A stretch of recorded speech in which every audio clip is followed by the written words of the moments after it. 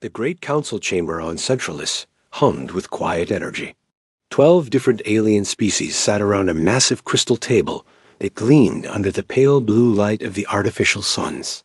For 3,000 years, these beings had ruled the galaxy with careful planning and perfect order. Everything had its place, and everything followed the rules. High Strategist Veltar of the Zephyrians stood at the head of the table. His tall, thin body sparkled like living crystal, and his large eyes held the wisdom of centuries. Around him sat the other council members.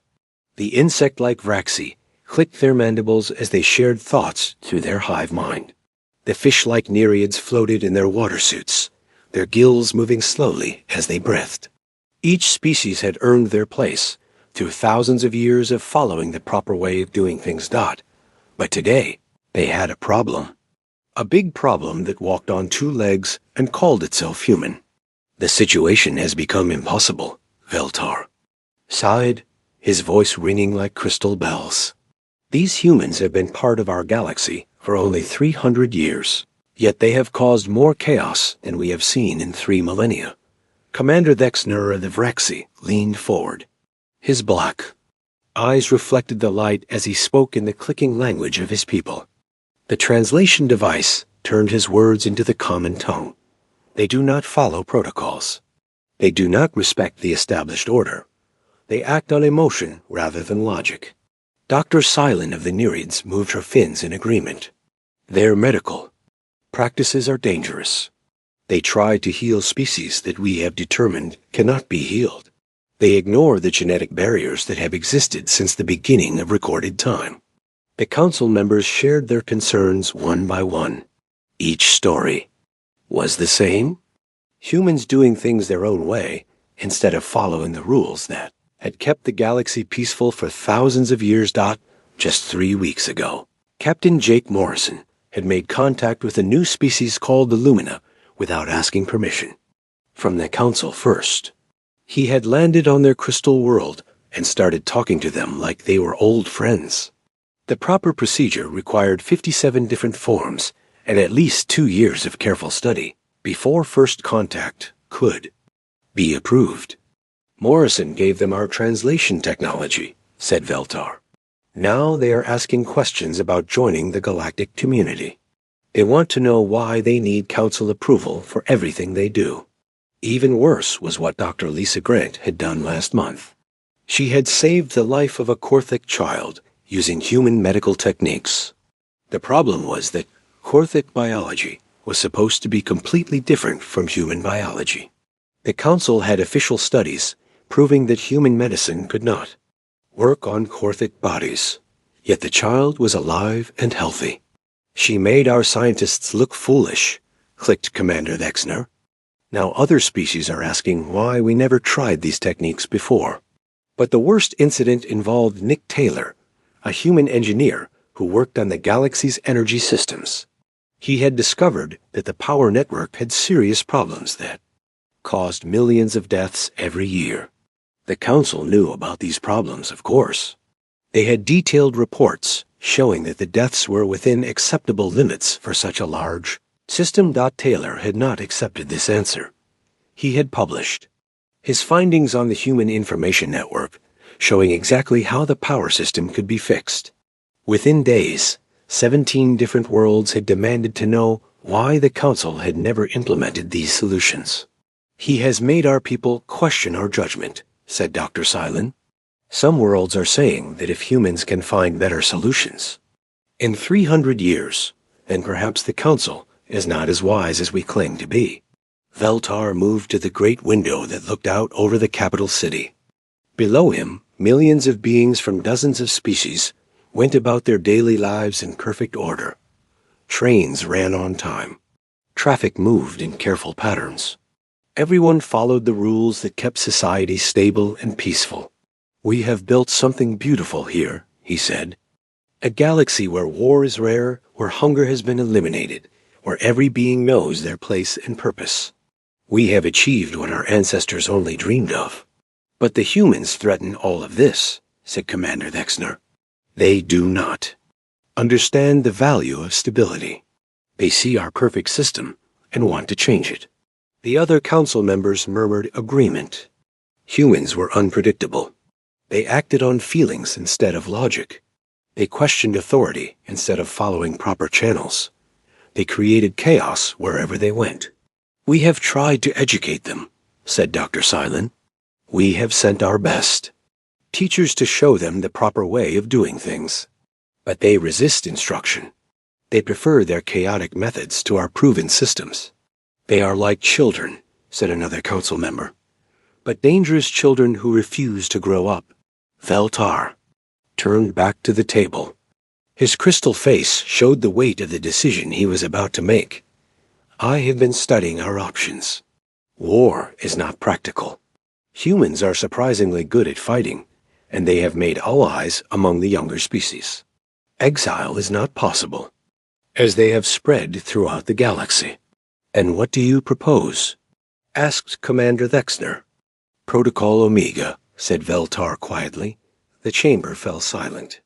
Protocol Omega was the ultimate solution, reserved for threats that could not be handled by any other means. It had never been used, but the technology existed. The Council had the power to reach back through time and prevent problems before they started. "You want to erase them from history," said Dr. Silence slowly. "Not erase," said Veltar. "Prevent. We can stop human evolution before it begins."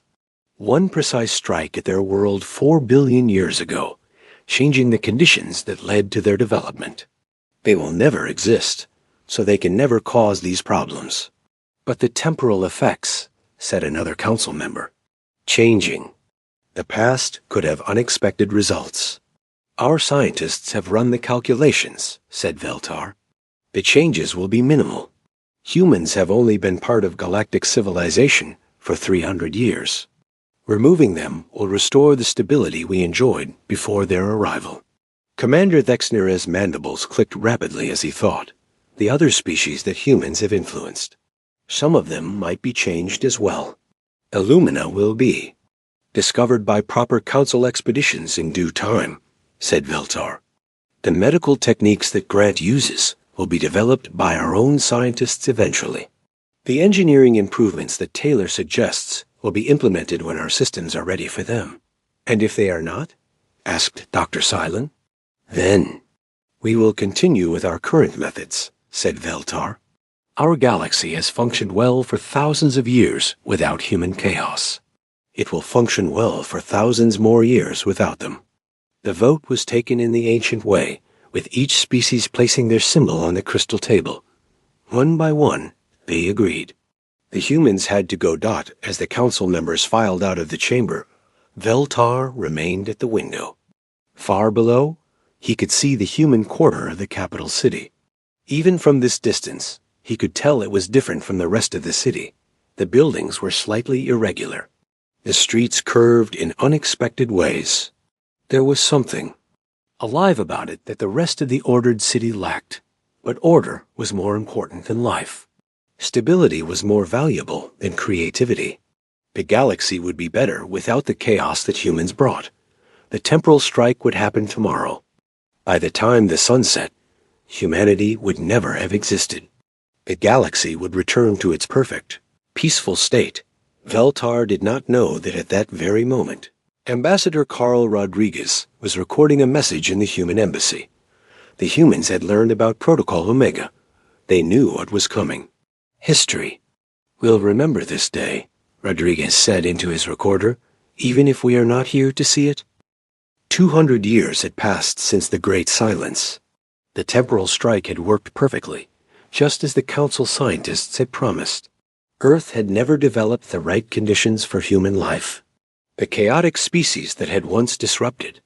Galactic peace simply never existed. Admiral Thexner stood on the bridge of his flagship, watching the orderly movement of ships through the Centauri shipping lanes. Everything moved exactly as it should. Cargo vessels followed their assigned routes without deviation. Passenger ships arrived and departed on precise schedules. Even the occasional maintenance drone moved in perfect formation with its assigned. Group Dot, in all his years as commander of the Vraxi Enforcement Fleet, Vexnor had never seen such perfect order. Crime rates had dropped to almost nothing. Pirates no longer plagued the outer rim worlds. Even the rebellious Korthek mining guilds followed council regulations without complaint. His aide approached with the daily reports. Admiral, all sectors. Report normal operations. No incidents to document. Vexnor accepted the reports, though they contained little useful information. Every day was the same now. Perfect order, perfect peace, perfect boredom. Sometimes he found himself wishing for something unexpected to happen, though he quickly pushed such dangerous thoughts away.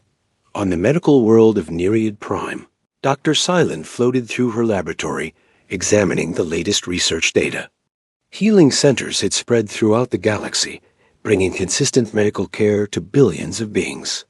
The techniques were proven and reliable, developed through centuries of careful study, but something felt wrong, though she could never put her finger on what it was. She had been working on a difficult case involving a young Zephyrin who had suffered severe crystal damage in an accident. The traditional healing methods were not working, and the patient was slowly dying. Dr. Silent stared at the medical scans, floating in the water around her.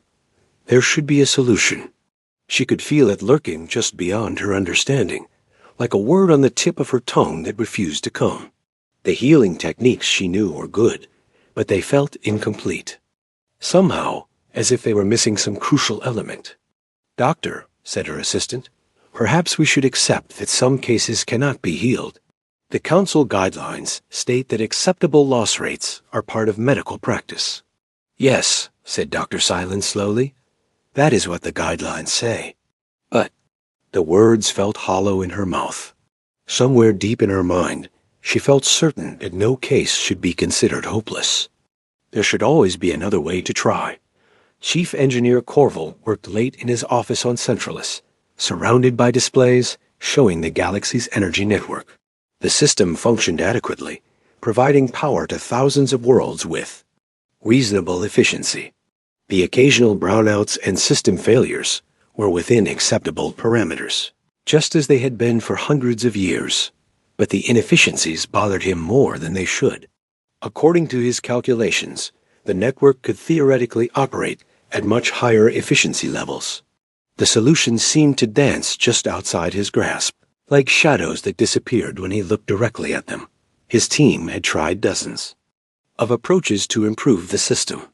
Each attempt showed minor improvements, but nothing close to the theoretical maximums his equations suggested were possible. It was as if some vital piece of knowledge was missing from their understanding.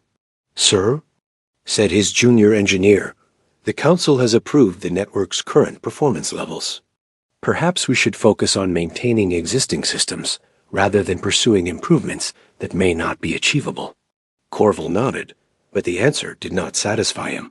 He had strange dreams sometimes, visions of energy flowing in patterns that defied everything he knew about physics. In these dreams, the solutions were obvious and elegant.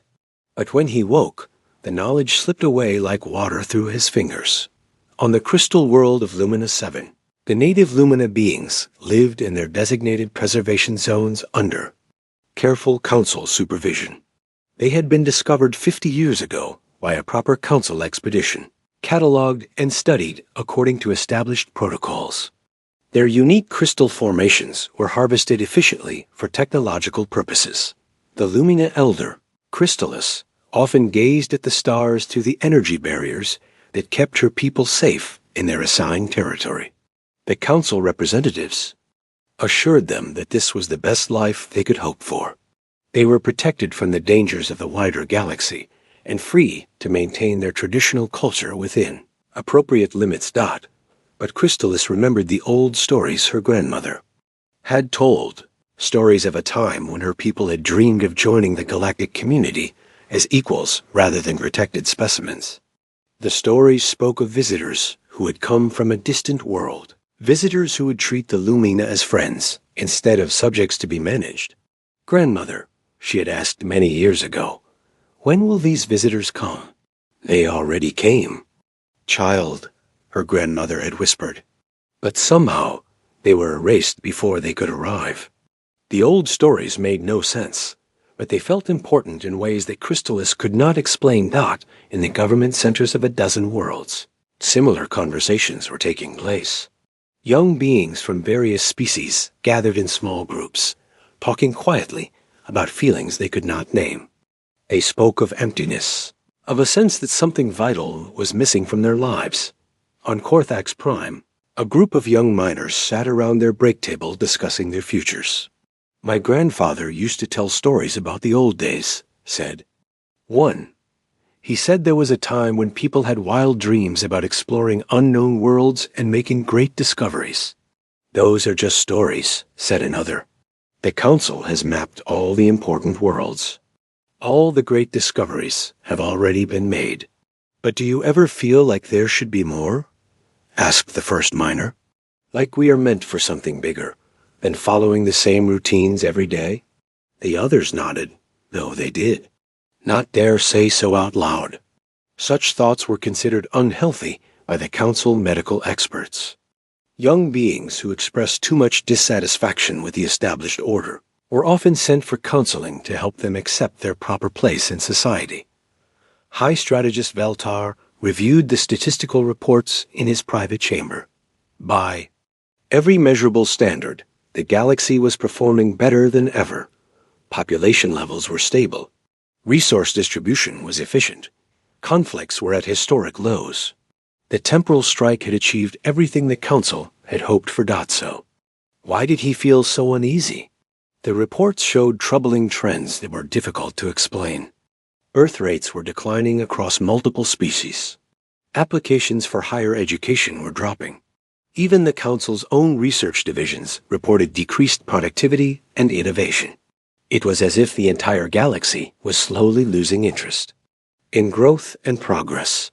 Most disturbing were the reports from his intelligence network. Across the galaxy, young beings were beginning to ask uncomfortable questions. They wanted to know why certain solutions to common problems seemed to exist in theory, but could never be implemented in practice. They wondered why their parents' generation seemed to have achieved more with less advanced technology.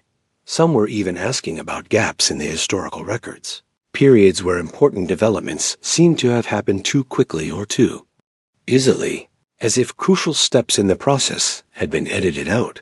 Veltar dismissed these concerns as the natural complaints of youth. But privately, he wondered if the temporal strike had been as clean as the scientists had promised.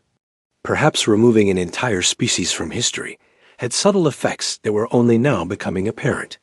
He activated his private research terminal and began searching through the deepest archives, looking for any records related to Protocol Omega and its implementation. What he found in those classified files would change everything he believed about the perfect galaxy they had created. The galaxy had achieved perfect order, but in doing so, it had lost something essential. Something that had once driven progress and innovation was gone, leaving behind a civilization that was slowly dying of its own perfection. And somewhere in the quantum echoes of the timeline that no longer existed, the ghost of humanity's influence continued to haunt the galaxy that had erased them. The emergency alarm sounded across the mining colony on Kepler 442b at exactly 0347 local time. Colony Administrator Jorik was pulled from sleep by the harsh wailing that meant only one thing. The crystal formations that powered their life. Support systems were failing. Jorik rushed to the control center, where dozens of technicians stared at displays showing dangerous energy fluctuations. The massive crystals that had provided stable power for 40 years were suddenly behaving in ways that defied all known science. Energy levels spiked wildly, then dropped to almost nothing, then surged again without any pattern. How long do we have? Jorik asked the chief engineer. At this rate, maybe 3 days before total life support failure, came the grim reply. We have 50,000 people on this colony. The evacuation ships cannot handle that many in such a short time. Within hours, the best scientific minds in the galaxy were racing toward Kepler 442b. Engineer Korval arrived with a team of Zephyrian crystal specialists. Commander Vexner brought computational experts from the Vraxi hive minds. Dr. Silin came with biotechnological equipment from the Nereid healing centers. For 2 days, they tried everything they knew. The Zephyrian specialists attempted to harmonize the crystals using traditional frequency matching techniques. The Vraxi computers ran millions of calculations searching for mathematical solutions. The Nereid biotech tried to interface directly with the crystal matrix. Nothing worked. If anything, their efforts seemed to make the situation worse. The energy fluctuations grew more violent with each attempted fix. "We need to begin evacuation immediately," said Corval on the second day. "The crystals are beyond our ability to repair." But the colonists refused to leave. Despite the danger, despite the expert opinions, they insisted they could find a solution. What happened next would shake the foundations of galactic civilization. A young Korthic miner named Vex had been watching the experts work for 2 days. She had no formal education in crystal technology, no advanced degrees, no official authority to suggest solutions. But she had grown up around these crystals and had noticed something the experts had missed. "The crystals are not broken," she told Jorak during the evening shift change. "They are trying to communicate." "That is impossible," said the senior Zephyrian specialist. "Crystals do not communicate. They resonate according to precise physical laws." "But look at the pattern," said Vex, pointing to the energy displays. "It is not random. There is a rhythm to it, like a heartbeat that keeps changing tempo." Other colonists began to gather around Vex as she explained what she saw. A Lumina maintenance worker named Shine noticed that the crystal formation seemed to pulse in response to certain sounds. A young Nereid technician observed that the biosensors showed organic-like reactions from the supposedly inorganic crystal matrix. "You are all untrained," said Commander Thexner firmly. "These observations are meaningless without proper scientific analysis." But something strange was happening among the colonists. Faced with certain death, they began to ignore the proper procedures that had governed their lives. Instead of following established protocols, they started sharing ideas freely, across species lines. Instead of waiting for official approval, they began experimenting with unauthorized combinations of technology. Vex worked with Shine to create a new type of interface that combined Korthic mining tools with Lumina crystal resonance techniques. The young Nereid technician, ignoring regulations about biotech contamination, allowed her equipment to form direct connections with the alien crystal matrix. "Stop this immediately," ordered the Zephyrian specialist. "You are violating dozens of safety protocols. These unauthorized modifications could cause a complete system failure." "The system is already failing," said Jorak quietly. "Let them try." What the colonists achieved over the next 18 hours defied everything the galaxy's best scientists thought they knew about crystal technology. Working without proper oversight, mixing techniques from different species in ways that had never been tested, they discovered that the crystals were not just power sources, but living entities with their own form of consciousness. The solution they developed was elegant and revolutionary. Instead of trying to control the crystals through force, they learned to communicate with them. Instead of imposing rigid frequency patterns, they allowed the crystals to find their own natural rhythms. The result was not just stable power, but energy output that exceeded anything in galactic history. "How did you know to do this?" asked Dr. Silin, staring at the readings that showed the colony's power systems operating at impossible efficiency levels. "We did not know," said Vex honestly. "We just tried things that felt right." "Felt right?" repeated Commander Thexner. "That is not a scientific method. That is pure chance." "Maybe," said Shine, the Lumina worker. "But it worked when all your science failed." Word of the Kepler 442b solution spread quickly through the galactic communication networks. But when other colonies tried to copy the technique, they failed completely. The combination of technologies that had worked perfectly on Kepler 442b caused dangerous explosions and system failures elsewhere. It was a fluke, insisted the Council's official report. An unrepeatable accident with no practical applications. But Admiral Wexner began receiving disturbing reports from across his patrol sectors. Young beings on dozens of worlds were trying to recreate the Kepler 442b approach to problem solving. They were ignoring established procedures and experimenting with unauthorized combinations of technology and ideas. Most of these attempts failed, often spectacularly. But some succeeded in ways that shocked the scientific community. A group of young engineers on Tau Ceti solved a water purification problem that had plagued their world for decades. Student researchers on Proxima 7 developed a new medical treatment by combining techniques from 3 different species. Each success was dismissed by the authorities as luck or coincidence. But the pattern was becoming impossible to ignore. Across the galaxy, young beings were rediscovering something that official science had forgotten how to do. High strategist Veltar studied the reports in his private chamber, feeling increasingly uneasy. The Kepler 442b incident had triggered something that was spreading like a virus through galactic society. Young people were questioning established methods and developing what they called creative solutions to problems that had been considered unsolvable. Creative solutions was not a term that appeared in any council manual. Creativity was not part of the established order. Problems were solved through proper application of proven methods, not through wild experimentation and rule-breaking, but the results were undeniable. These unauthorized approaches were producing innovations that surpassed anything achieved through official channels in decades. Veltar accessed the deepest archives and began searching for any historical precedent for this phenomenon. What he found buried in the classified protocol Omega files made his crystal blood run cold. Hidden in the implementation records were references to something called human-influenced innovation patterns. The documents described a species that had once catalyzed exactly this type of creative problem-solving throughout the galaxy. According to the files, this species had been responsible for most of the major scientific and technological breakthroughs. In recent galactic history, the species had been called humans, and they had been erased from existence 200 years ago. As Veltar read deeper into the files, he realized the terrible truth. The galaxy had not just lost one chaotic species when they implemented protocol Omega.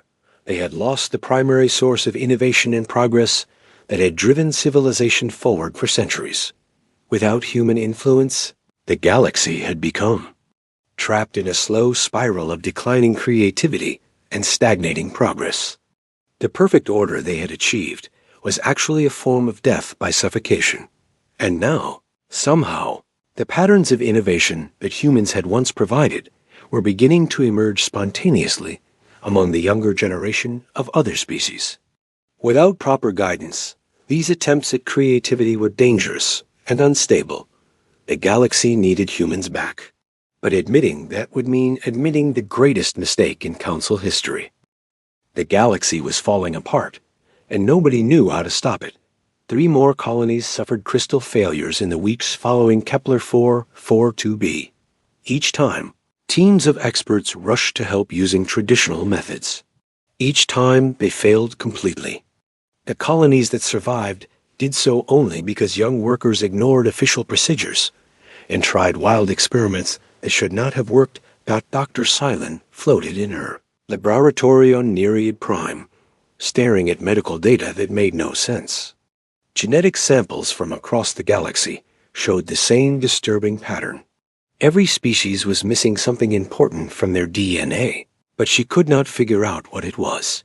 The missing pieces appeared to be recent, dating back only about 200 years. Before that time, genetic diversity had been much higher across all species.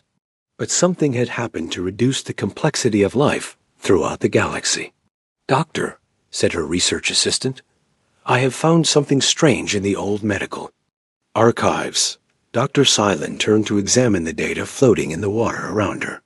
The files showed collaboration records from the early days of galactic medicine. Many of the greatest medical breakthroughs had been developed in partnership with something called species H prime. Who are species H prime? Asked Dr. Silin. I cannot find any detailed records, replied her assistant. All references to them have been classified at the highest levels, but the medical techniques they helped develop are still listed in our databases. Dr. Silin studied the ancient treatment protocols. Many of them were more advanced than anything currently in use. They showed approaches to healing that combined techniques from multiple species in ways that current regulations strictly forbade. These treatments could save thousands of lives, she said quietly. Why are we not using them? A council determined they were too dangerous for general use, said her assistant. Too unpredictable. But Dr. Silin wondered if unpredictable might be exactly what galactic medicine needed. On the other side of the galaxy, engineer Corval was making his own disturbing discoveries. Deep in the Zephyrian technical archives, he found blueprints for energy systems that were far more advanced than anything currently in operation. The designs were brilliant, showing ways to improve galactic power efficiency by more than 300%. But they required collaboration between different species and the use of techniques that violated established safety protocols.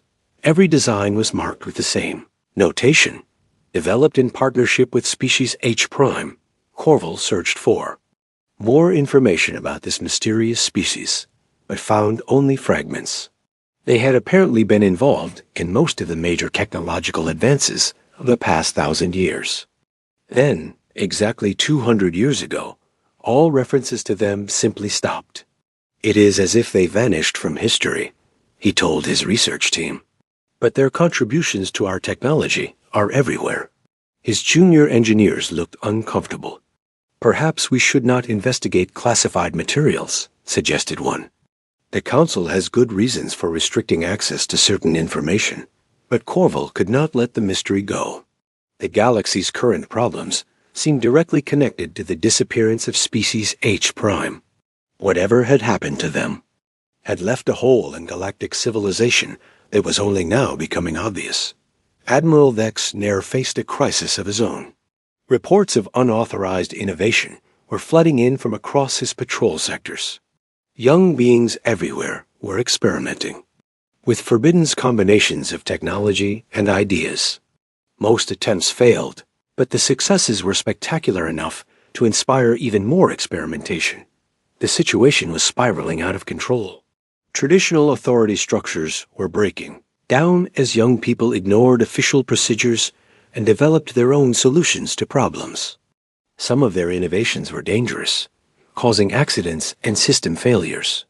But others were revolutionary breakthroughs that surpassed anything achieved through official channels. We need to restore order, insisted his security chief. These unauthorized experiments threaten the stability of galactic civilization. But they also solve problems that our official methods cannot handle, replied Vexner reluctantly. The Kepler 442b solution saved 50,000 lives when our best scientists had given up hope. It was pure luck, said the security chief firmly. We cannot base policy on random chance and rule breaking. But Dexner was beginning to suspect that what they called luck might actually be something more important, something that galactic civilization had lost and was now desperately trying to rediscover. Strategist Veltar spent sleepless days reading through the classified Protocol Omega files. What he found there shattered everything he believed about the galaxy's golden age of peace and prosperity. The records showed that the species they had erased, the humans, had been far more important than anyone had realized. They had not just been another member species causing trouble through their chaotic behavior. They had been the primary driving force behind galactic innovation and progress for centuries. Human influence had shaped nearly every major scientific breakthrough, every technological advance, every medical discovery that had improved life throughout the galaxy. Their unpredictable nature had somehow catalyzed creativity and problem-solving abilities in other species. The files contained projections made by Council scientists before Protocol Omega was implemented. They had warned that removing humans might cause exactly the problems the galaxy was now experiencing. Innovation would decline. Problem-solving abilities would deteriorate. Young people would become increasingly dissatisfied with established order. But the Council had ignored these warnings, believing that order and stability were more important than chaotic progress. Now the galaxy was paying the price for that decision. Without human influence, civilization had become trapped in a slow decline that was disguised as perfect order. The most damning evidence came from a small probe that had somehow survived the temporal manipulation. Hidden in the outer reaches of what had once been the human solar system, it contained cultural and scientific data from the erased species. Veltar accessed the probe's records and found solutions to every crisis the galaxy currently faced. Crystal communication techniques that had saved Kepler 442b were described in detail. Advanced medical procedures that could cure supposedly incurable diseases were documented step by step. Energy system improvements that could revolutionize galactic infrastructure were outlined with mathematical precision. At the end of the data files was a message from someone called Ambassador Carl Rodriguez. If you are reading this, then you have learned what we tried to tell you. Chaos is not the enemy of order. It is the engine that drives progress. You will need us back, and when you do, remember that we forgave you before you even made this mistake. Veltar stared at the message for hours. The humans had known what the Council was planning. They had tried to warn them about the consequences. And even knowing they were about to be erased from existence, they had left behind the knowledge needed to fix the problems. Their absence would cause. The irony was overwhelming. The galaxy had eliminated humans to preserve order and stability, but in doing so, had doomed itself to slow stagnation and decline. The very chaos that the Council had feared was actually the source of progress and innovation that kept civilization alive and growing. But admitting this mistake would require the Council to acknowledge the greatest error in galactic history. They had committed genocide against an entire species based on fear and misunderstanding. They had destroyed the timeline of billions of innocent beings because they could not tolerate unpredictability. Worse still, fixing the mistake would require implementing Protocol Omega in reverse, a process that would fundamentally change galactic civilization in ways that no one could predict or control. Veltar knew that the other Council members would resist this solution. They would argue for finding alternative approaches, for trying to artificially recreate human innovation without actually restoring humanity. But the evidence was clear. The galaxy needed humans back, not just their knowledge or their techniques, but their essential nature, their beautiful chaos, their wonderful unpredictability. The perfect order that the Council had created was actually a perfect trap, and the only way to escape was to admit that they had been terribly, catastrophically wrong. The emergency council session lasted for 7 days. For the first time in galactic history, the great crystal chamber echoed with raised voices and heated arguments. The perfect unity that had defined council decisions for thousands of years was shattered. High strategist Veltar stood before the assembly, displaying the evidence he had gathered from the classified files. Holographic records showed the true scope of human contribution to galactic civilization. Medical breakthroughs, technological advances, scientific discoveries, all bearing the mark of human collaboration or influence. We made a mistake, he said simply. The greatest mistake in the history of our civilization. Commander Vexner's mandibles clicked rapidly with agitation. You are asking us to admit that we committed genocide against an innocent species, that we destroyed billions of lives based on our fear of their chaotic nature. Yes, said Veltar without hesitation. That is exactly what we did. Dr. Silent floated in her water suit, reviewing medical data on her portable display. The genetic degradation across all species, the declining innovation rates, the increasing difficulty in solving complex problems. Everything points to the same conclusion. We need them back. But other council members resisted. The ancient crystalline hierarchy representative spoke in tones like ringing bells. Perhaps we can recreate their beneficial effects without actually restoring the species itself. We could study their techniques and implement them through proper channels. We have tried that for 200 years, said Engineer Corval, who had been invited to present his technical findings. The innovations require something we cannot replicate artificially. They require the chaotic, unpredictable thinking patterns that only humans possessed. The debate continued for days. Some council members argued that the galaxy could survive without humans if they just tried harder to be creative. Others insisted that admitting such a massive error would destroy the council's authority and throw the galaxy into chaos. Chaos is exactly what we need, said Veltar firmly. Our perfect order is killing us slowly. We have created a galaxy of followers with no leaders, of workers with no dreamers, of beings who can maintain what exists but cannot create what is needed. The young beings who had demonstrated human-like innovation were brought before the council to testify. Vex, the Korthic miner who had solved the crystal crisis, stood nervously in the great chamber. "How did you know to try communication with the crystals?" asked Dr. Silent gently. "I did not know," said Vex honestly. "It just felt like the right thing to do. When all the expert methods failed, I thought maybe we needed to try something completely different." "Something completely different," repeated Veltar. That phrase appears in human cultural records constantly. They called it thinking outside the box. Shine, the Lumina maintenance worker, added her own observations. When we worked together, on Kepler 442b, we ignored all the rules about how different species should interact. We shared ideas freely and built on each other's thoughts. It felt natural, like we were remembering something we had forgotten. The testimony of the young innovators painted a clear picture.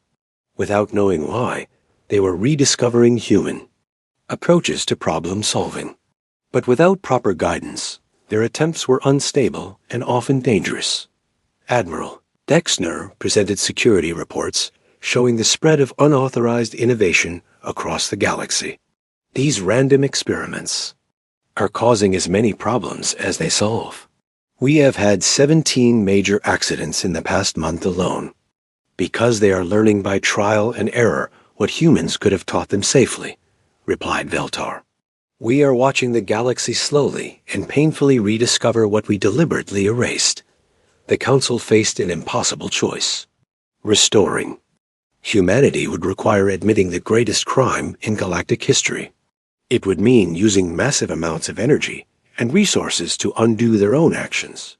Most difficult of all, it would mean accepting that their perfect order had been a fundamental mistake, but the alternative was watching galactic civilization slowly decay as innovation and creativity continued to decline. The evidence showed that without human influence, the galaxy would eventually stagnate completely. Dr. Silent made the argument that finally swayed the Council. We are doctors, engineers, leaders, and protectors. Our duty is to preserve and improve life throughout the galaxy. If we allow pride to prevent us from fixing this mistake, we fail in that duty. The vote was closer than any in Council history. 7 species voted to implement Protocol Omega Reversal. 5 voted against it. The decision passed by the smallest possible margin. The technical challenges were enormous. Restoring an entire species to a timeline they had been erased from required. Precise coordination of temporal manipulation technology across dozens of worlds. Every member species had to contribute their most advanced equipment and expertise. Engineer Corval led the technical team, working with scientists who had opposed the restoration just days earlier. The irony was not lost on him. They were using the same collaborative approaches that humans had once championed, sharing knowledge across species lines and ignoring traditional bureaucratic barriers. We are becoming more human in order to bring humans back, observed Dr. Silent during one of the planning sessions. The restoration process took months to prepare and only minutes to execute. As the temporal manipulation reached its climax, reality itself seemed to hold its breath. Space folded in ways that hurt to contemplate. Time bent backward along carefully calculated paths. High, strategist Veltar stood in the council chamber as the process completed, watching displays that showed the new timeline stabilizing. According to the readings, Earth had been restored to its original development path. Humanity had evolved, developed space travel, and joined galactic civilization exactly as they had before. But the restoration had consequences beyond just bringing humans back. The ripple effects of their return changed thousands of other events throughout galactic history. Medical techniques were rediscovered. Technologies were reinvented. Cultural exchanges were reestablished. The galaxy that emerged from the temporal restoration was different from both the original timeline and the human-free version. It was more dynamic, more innovative, more chaotic. It was also more alive with possibility than it had been for 200 years. Captain Jake Morrison materialized on the bridge of his ship, the Endeavor, completely unaware that he had ever been erased from existence. He was reviewing star charts for a mission to investigate unusual energy readings from a distant system. Dr. Lisa Grant continued her medical research in a laboratory that now contained equipment and techniques that had not existed in the human-free timeline. Her work on cross-species healing was advancing at an unprecedented rate. Engineer Nick Taylor examined power system designs that showed efficiency improvements far beyond what should have been possible with known technology. His modifications to the galactic energy network would revolutionize infrastructure across thousands of worlds. The council watched nervously as reports came in from across the galaxy. Human influence was already spreading, catalyzing innovation and creativity among other species. The young beings who had struggled to rediscover human-like thinking now found their efforts supported and guided by actual human collaboration. Have we made the right choice? Asked Commander Vexner during the first post-restoration council meeting. Ask me in 100 years, replied Veltar. But I know one thing for certain. A galaxy with humans will be unpredictable, chaotic, and probably very difficult to govern. It will also be alive in ways that our perfect order never was. The restoration was complete, but it was only the beginning. Humanity was back, bringing their beautiful chaos to a galaxy that had learned the hard way what happens when order becomes more important than life. The Council had wanted a galaxy without humans. Now they had a galaxy with humans who had been given a second chance at existence. What happened next would be the greatest adventure in galactic history.